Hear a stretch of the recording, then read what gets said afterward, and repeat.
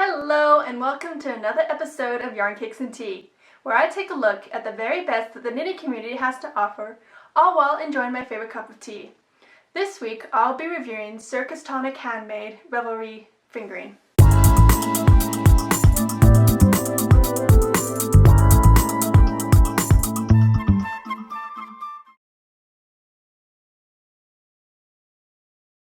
Circus Tonic Handmade was founded by Hannah Jin, based in Sydney, Australia, and she gets extra points for being from my birthplace.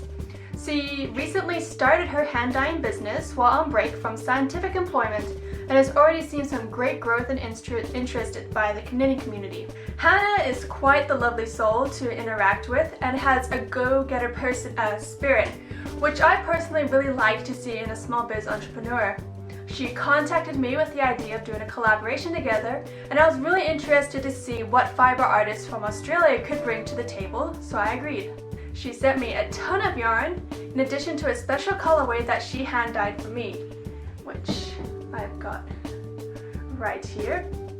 It is such a great honor to receive a skein of yarn that was especially hand dyed for me, and she gave me 4 skeins for this review and for me to work on. The yarn colorway is called Southern Falmar, a seabird local to the area. Hannah names her colorways after Australian native birds and the natural environment, and it gives me such a nostalgic longing for my birthplace. The yarn base that Southern Falmar was dyed up in is in her Revelry sock fingering line, which is 80% Australian Merino and 20% nylon superwash yarn, with 409 generous yards per skein. These skeins are super squishy and soft to the touch. I am not a sock knitter, as I've yet to knit my first pair of socks, so I was immediately drawn to designing and knitting a lace shawl with this yarn. It was such a pleasure working with this yarn. It's soft on the fingers, the yarn doesn't pill, it works easily on metal needles, and it is very elastic and springy. It is not cat proof, however, as in the minute I left my knitting unattended, I returned to find that my cat had chewed through the yarn and had to reattach it. Okay, so maybe that's not the fault of the yarn, as all yarn is chewable, but beware, cats may love this yarn too much. The yarn does split a bit, which can get a little annoying when you're working lace, but as a whole, the yarn held itself well and is strong and durable. The yarn went through a lot of stress and work when I was using my really long cable needle cord, which unfortunately is slightly faulty as some parts of the cord are rough and catch the yarn. Why I thought it was a good idea to use that, I don't know, but the yarn held up and didn't fuzz despite all the friction that it went through. This yarn can stretch a long way and can hold up to aggressively blocking very nicely. It holds its shape well and the lace pattern flourished.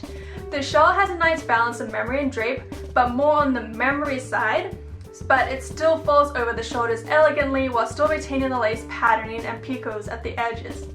It's warm, soft, cozy, and huge. I used up an entire full skein and commenced into a second skein, about 20 yards of it, and then decided that it was going to be plenty big enough. As you can see right here, this is a very big shawl. The yarn has good amounts of bounce, which is really important for a sock yarn. Bounce allows a fitted item to stretch comfortably but still bounce back to its original shape and size when it's relaxed.